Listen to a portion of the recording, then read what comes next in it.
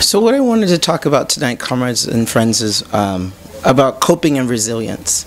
I think one of the things that is important about this situation in general is trying to completely look and respect the uniqueness of what happened in Ferguson, as well as also really owning and looking at the fact, as Monica said, that this is an everyday occurrence. That we should in no way, shape, or form take for granted that it is, at this point, statistically, every 28 hours, a brown youth is killed in the United States. And that is the reality. That every single day, this morning, news of what just happened in Omaha, where a person is gunned down. This is actually, and this is, I think this is important, because we can talk about, like, same with the other youth that was killed in Ferguson. It is the understanding that, I mean, even that people are calling for the fact that people, why can't the cops taser? Why can't the cops try to subdue people? Is the understanding and criminalization that black people need to be shot and killed, but the understanding of that we shouldn't even talk about excessive force, because the truth of the matter is it's a hail of bullets. We can talk from Sean Bell to Amadou Diallo of the hail of bullets that they use. So in Omaha, that someone they were involved in a robbery, allegedly involved in a robbery. They had a pellet gun in their hand. They were shooting plastic at the police. We can argue about the wisdom of shooting anything at the police, but whatever. They had a pellet gun. It wasn't a real gun. But the hail of bullets that they laid down not only shot and killed the person that had the pellet gun, but there was a Cops TV reporter that was there as well. They had a TV crew, the show Cops, the horrible reactionary show. But the cameraman was also shot and killed by the cops, hail of bullets. This happened again last week in Miami, where again the police were called to a disturbance at a club. The person at the club was thrown out of the club or came back to the club with a weapon and had not even shot the weapon or anything, but the hail of bullets that the cops used killed an innocent bystander behind the door of the club. A woman was killed, a Latino woman, young woman in her 20s, was killed by the police because they are shooting to kill. And it's a hail of bullets that spray and kill everyone indiscriminately. And this is an everyday occurrence. Let alone, and we could just go on about the countless amounts of time, and this is important around Ferguson, about walking while black, that we have stop and frisk. And that was, you know, again, people are sitting in the middle of the Canfield Green apartments where Michael Brown lived, talking to neighbors about, let's talk about stop and frisk, because we hear you have that up there. And what they may say, they have driving while black, and that's real and for them, and they're like, and you all have walking while black and brown, and that's stop and frisk, and let's talk about that. One of the things, and just really quickly, just an overview about I think that's really important about when we talk about the driving while black, is the understanding of how even Ferguson is set up. I mean, it is. I mean, again, Leland did an amazing job talking about the militarization and the policing. But let's be real. Like, if you're living in St. Louis, the understanding is that Ferguson is a suburb. But you could say you're living in the middle of you're in Harlem, and then we got folks in Washington Heights. Leland, you're in Washington Heights. Then we have folks in East Harlem, and you each have your own mayor, and you each have your own police department. And you each have your own, I guess, whatever, county sheriffs, whatever, that's all connecting to what is, like, I guess, upper Manhattan. And they all are stopping you. And they're all ticketing you. And they're all frisking you. And this is, and again, I forget the statistics, someone else helped me, what is it, about 70% of all the money that's made for the county is based on traffic tickets and traffic stopping. They make bank doing this. This is a lucrative business, similar to all the tickets, the broken windows. These tickets, broken windows, thank you very much, is how, you know, the NYD makes their money. So this is the understanding of, again, like I want to really draw on the similarities, because this is happening all over the country. We look to Ferguson, and I say this, it's not only about the courageousness of these folks, and again, like Monica raised about, like, the rebellion broke out the day after. I'm going to go with the understanding too, like, and full-fledged rebellion, but that the community, they held their ground. From the moment, I mean, there's so many reports about, like, people say that the news has reported 4 hours. I talked to folks in Campfield, in the Campfield Green apartments, and said, oh no, it was 6 hours. It was over 6 hours that he laid in the street. And and they talked about, the sister named Rose, she told me that they came, they waited. The coroner showed up. We know about the EMT workers being refused to give him services. They were denied to even access to take care of him. His body laid in the street. The police wouldn't allow people near him.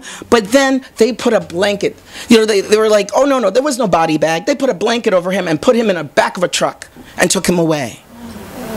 Even something that's come out yesterday, I didn't know that this was like, you know, it happened the day of. You know, the memorial, Monica showed the flowers and the roses in the street. You know that the police ran that over? Ran it over, ran it down, refused to allow the community to even put up a memorial. Right in front, his mother would try and lay something out, run it down with their cars, block it off, all of this. This is what led to the people finally saying, starting to chant, you know, kill the police. That was the chant, kill the police. And I think that's the importance of really looking at what happened, that people were put to the breaking point. Talking to folks there, talking about, and again, I want to talk about this, the resilience and coping. I talked to folks, Monica Shildaruba, who was one of the leaders of the Organization for Black Struggle. They've been in St. Louis for 35 years. They're about to celebrate the 35th anniversary to set up the Safe House. Folks, a lot of these folks, and this is, again, these are like regular community folks. Folks are like, I was part of my Democratic club at school. Some people were down with the ROTC. Like, these are just folk. These folks now there are folks who have not left the streets for 2 weeks. These are folks, this sister told me that she hasn't laid down in her bed. She sleeps in a chair in her living room because she is so anxious about what is going on there. She knows that the police have been following her car. She's worried about her car. She's been tear gassed. She's had bullet sprays at her. But she shows up every single day and guards the Safe House. She shows up every single day and makes sure that there is an activist space for people to speak. And she's like, I'm in a different place now. You know, I'm in a different place now because of the militarization that's happened to her. Again, she's just like, her politics have gone to a whole other level because of the repression that has happened to her. So with this said, I'm not going to speak too long, is the understanding of how people are also coping. Earlier we played a little bit of some of the music that has come out of this struggle that I'm just going to maintain. I think this is an incredibly historic moment that the most mainstream hip-hop artists ever have put out a song that is about don't shoot and has the words revolution in it, has the words, you know, about, again, dissing anyone that says, how dare we talk about peace when people are dying. And really, that bring up Trayvon Martin, Sean Bell, Emmett Till. This is a historic moment. And again, we should, I mean, again, if this isn't happening, other folks, particularly folks that listen to the radio, some of us have been talking about we don't listen to the radio, but we need to make sure it's getting airplay and that it's not censored. Because this song is an important moment. Because if people want to diss and disrespect young people in this country, well, this is what, let's be real. Young people's consciousness is in a completely different place, and people are ageist and not giving them a level of respect. This is what's happening. The people on the front lines of the struggle are young people. The people that are dying in this struggle, under 30, and the people that the song was written for, this is a consciousness that we have. So when people are, this is something that's really important because I want to just be respectful. A lot of the people calling for peace and calm are not of that age group. The young people are clear and focused, and when anyone says that they're not, it's such a disrespectful thing. I'm watching 11 and 12-year-olds in the street, that 4-year-olds are sitting on their parents' shoulders saying, don't shoot. Teresa put up that she, at her meeting, that a 3-year-old, where's the child from? Honduras, knew the chant, don't shoot. And again, the understanding of what's going on for her people at the borders and what's going on with the people of Ferguson. 3 years old, hands in the air, don't shoot, don't shoot. That's the consciousness of young people. Unfortunately, but again, that is the kind of revolutionary fervor that we have right now. So again, with all this said, all these various songs, hip-hop artists, J. Cole, who is like a major R&B artist right now, went and visited Ferguson, wrote an incredibly emotional song about it, where he puts in the eyewitness account of Mike Brown's friend that was walking with him, and put that to music. We know Lauryn Hill has done so. When I was there, David Banner was walking among the people. He's a hip-hop artist, major mainstream artist. They did completely and totally party music. But he was walking around, and he was in Ferguson the night I was there, along with Jazari X, that we know and love as a political artist. But so you have Jazari X that has a song called Palestine, and David Banner has songs that we will not mention in this room. Lilani's like, don't talk about his music. And this is who is in Ferguson. And I guess last but not least, I just want to, I want to talk about just even, again, for me, this is about the resilience, that people getting involved and struggle, people just like coping and all kinds of, because again, as folks are pointing out, it was indiscriminate about the violence. I hope Caleb will talk about it. He was actually there for this. I have just been following this on Twitter and involved in it through Facebook and Twitter, and also with other activists just in general for monitoring this. But we know that there was, like, just 2-3 days before we landed, people were down on the ground and but guns in their back. Talib Khalib, who's a hip-hop artist, Rosa Clemente, who's ran with Cynthia McKinney as a vice president for the Green Party, along with our brothers and folks, Philip Agnew from Dream Defenders, that were like face down on the ground with guns to their back because someone threw a water bottle. And I think folks know this. Earlier in this week, I have been making jokes because this is, again, other people in the movement have been making jokes so we could cope. So one joke, this is important. It was, again, this whole incredible like brutality that happened over the throwing of a water bottle. Folks remember the press conference that the police called. Did folks see the press conference? Folks didn't see it. So the police, in the middle of the night, like 12 o'clock at night, or something, I think it was a Wednesday night, that they said, we have stopped these protesters, and they had 2 guns and a bottle, a Colt 45 bottle, and a rag, dirty rag sticking out of it, and they said this was a Molotov cocktail that they found. So and again, like, it was like, like they had this big ceremony. It's like, look at what we have discovered. And so on Twitter, there were all kinds of jokes about this, about whether or not black people still drank Colt 45. And they're talking about we haven't drank that since Billy D was like, advertising that. The 2 guns looked like they came from, we were like, did they come from a police closet? Because they looked like standard issue. They were not, no respecting gangster would ever have it in a million years. It was hysterical. We were like, why didn't you say that you, stopped, a Molotov making, gun-toting cartel? You know what I mean? Like, it was hysterical. I just want to tell this one joke. So another joke that's come from Facebook. This is how people are coping. So, a racist, a cop, and a murderer walk into a bar, and he orders a beer. I love that joke. I'm sorry. I think this is hysterical.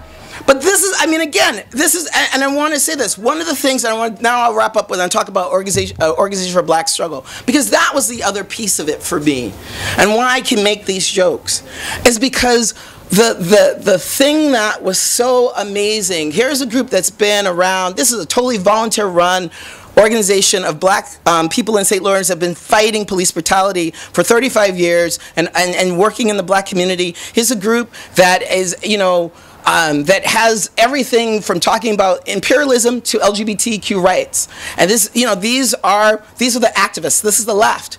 And they decided that they needed to get together and create a base and a space that was, one, first and foremost, believe in the self-determination of the youth. The first thing they got there when you said that, they said, this is not a de-escalation place. This is a place, we don't do that here. This is a safe space for the young people to come in and out and be able to be safe in this space. This is what this space is about. We don't talk about de-escalation here.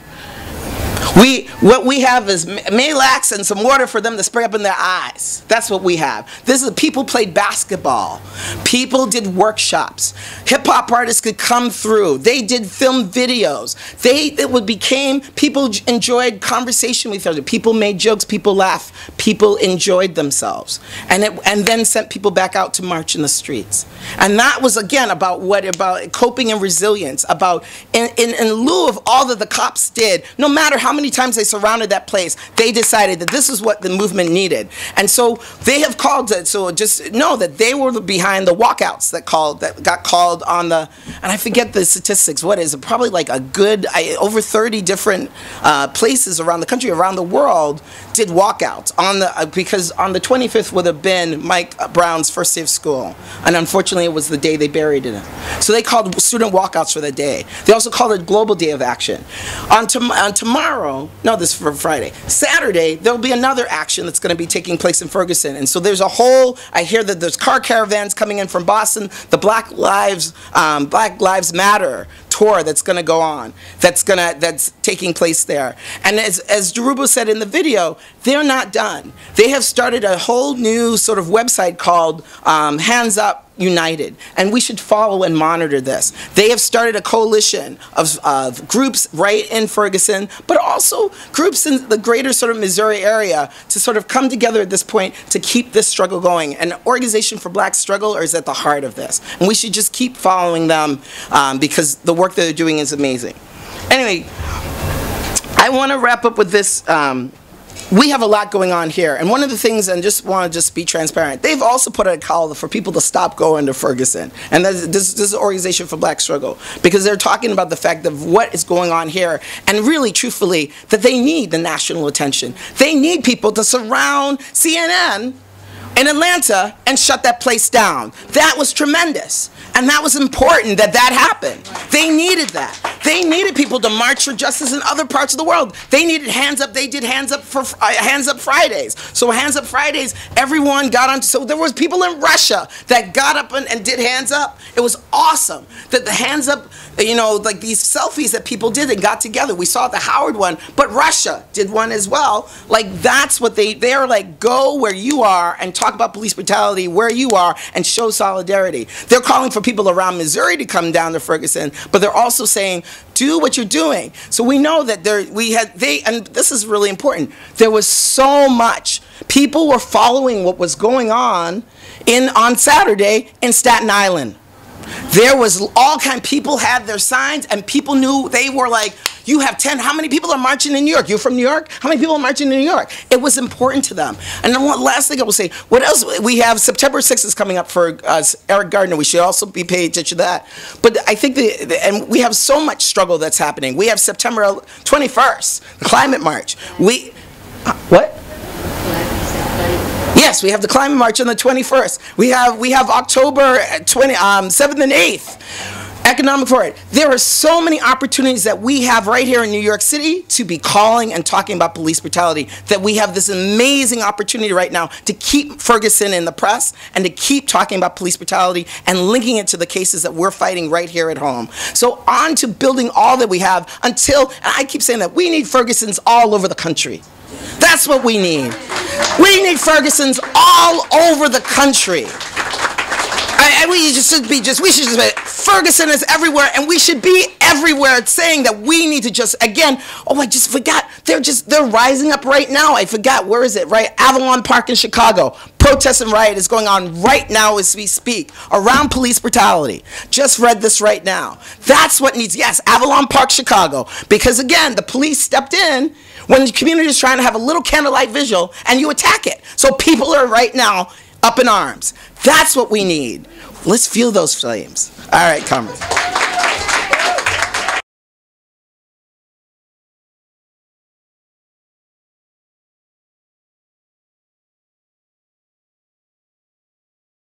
Discussion. I think this has really been important. I think one of the things that came up, I think that's also important that people really raise, was that unlike New York or other places, in the school system are actual cops. In the Ferguson school system, there's not public safety. They themselves, from the time that they are children, experience police in their schools. and that there isn't some other police force or school policing that happens. They're the actual Ferguson Police Department in the school system, and people really feeling like not only the relationship is so adversarial, because this was something, again, by the time sort of while we were there, people were remarking the police. The police were kind of like nice. Like I remember when we went to Ferguson, we ate a lot at Ferguson Burger and More, which became like a safe haven. The young people like ran to.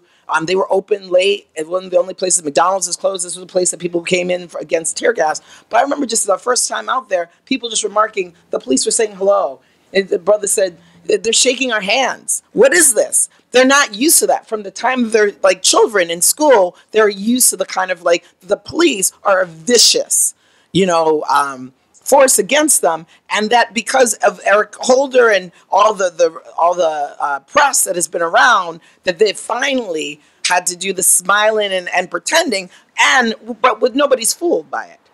And again, especially, it's like you were just beating us up on Wednesday, and now on Friday, you're like, "Hi, young man, how are you? Are you having a good day?" And people are like, "What? You haven't done that in 25 years.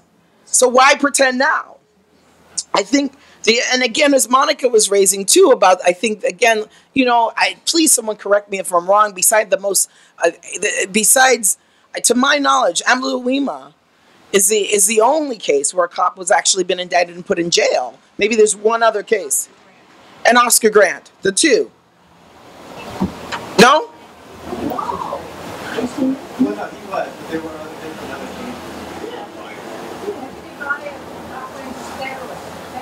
He went to federal. And thank you. We can go on. I want to be clear. Can we say that there's not for murder? We can go and I appreciate Hales and other folks, because the bottom line is, compared to the amount of shootings and killings, and compared to the amount that, even as Monica said, we are waiting. Again, the press conference happened, and on Twitter, everyone was like, "And are you going to announce the arrest of Darrell Wilson? You have, we see the Colt 45 bottle and the two guns you have on the table. When are you going to arrest Darrell Wilson? When is that going to happen? When is that announcement coming?" It hasn't. And I think that's the other thing. Folks know that he has now raised $250,000 for himself. More than that, actually. What is it? there's been, the movement, 500,000. There are two separate GoFund pages. In fact, the police, I forget the Officers of Silence of something another, that is an official police entity, has now taken over the fundraising. Because before it was just supporters of Darrell Wilson. But the official police, whatever association for themselves, have done a whole other fundraising effort on GoFund. The one thing that people were able to do was to get all the racist comments off of the GoFund page. The GoFund as an entity were like, okay, they're not going to take down the page, but they decided to take down the comments. I wanted to raise this because, again, just sort of a shout out to Steve. I came across young people studying Steve's article about the history of Ferguson and the brutality that happened, which was, and thanked us for this. I said, I write for that paper. Like, this is a serious article. This is an important article. And we're like looking up on Google about the account that Steve was reporting on. But the other piece that's happened, and I think this is important, there has been an upsurge in like incredible racist comments in regard to the people are starting online. It is incredible. I've gotten to the practice of saying, other people are nodding about the experience. If you do the hashtag Ferguson, they're like, just the right wing is just sitting on there for every comment. Like, when you made the speech, I just want to see what you were saying. It's just a racist, it's incredible that what's happening. And almost people sort of feel like they're just sort of emboldened and battled because they see this sort of international, global response against racism. And they're like, oh, wow, our days are numbered, and feeling it. I've gotten to the habit of saying, like, what sad, pathetic lives they lead, that they have to sit there and follow every tweet on one strand at this point. But they're following everything. paid. And some of them are paid. Yes, it's absolutely. It is become something. So I really think too, whatever propaganda that we can, well, all the ways that we can, because even something that just happened. I'm on another social media. I'm on LinkedIn. I just found out I do diversity work, and this conference on diversity that usually happens at this university got attacked. To tell young people about, like, you know, just, it's probably peace and kumbaya-ish about, like, be nice to people of color, be good to women, LGBTQ stuff, was attacked. You're indoctrinating young people. So, attacked. Attacked, and again, with all of these comments about what is this, I mean, this means. I mean, the same thing. They had a moment of silence for the MTV Music Award, Common led a whole thing about a moment of silence. Kim Kardashian and other celebrities are busy tweeting that just created outrage. But the comments that people have made, how dare we have a moment of silence for Mike Brown? Exactly. This is so I'm raising this because there is a whole other battle that is kind of happening, and there's a climate. I mean, it's they're on the racists and bigots are on the offensive. They're raising $450,000 because they're like, we need to take care of our own.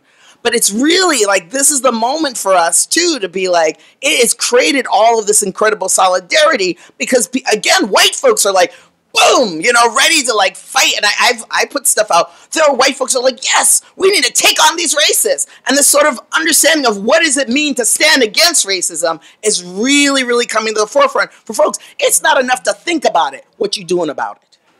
Have you gone to a march? Have you done, like, people are starting to get conscious. I need to go somewhere and do something and not think happy, pretty thoughts about being against racism. I got to step up and do something. So the more that we can, you know, call the demonstrations again, like even our anti-police retaliation, the demonstration we called on Monday, people were just thankful that we just need to do something. We need to keep doing something. So again, I want to encourage whatever, all the ideas that we have in this period, that we can just be in the streets. Because again, they just want us to sit back and not react and not be in the street and go away. And it's striking when the moment is hot, and continuing this is so important. I think, and that we have been so visible is so important.